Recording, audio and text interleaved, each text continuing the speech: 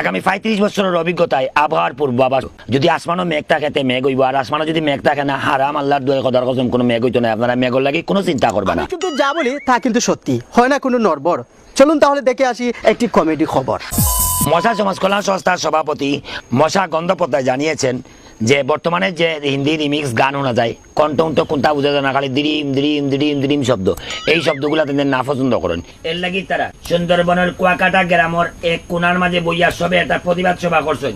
এই প্রতিবাদ সভায় সর্বসম্মতিক্রমে একটা সিদ্ধান্ত নেওয়া হয়েছে।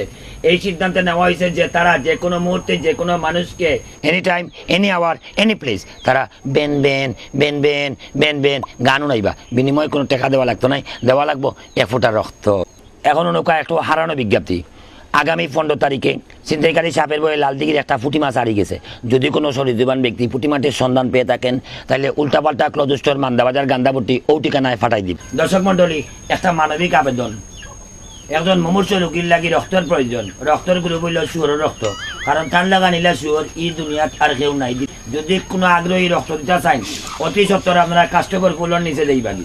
দর্শক মন্ডলী, সবশেষে রয়েছে আবহাওয়া।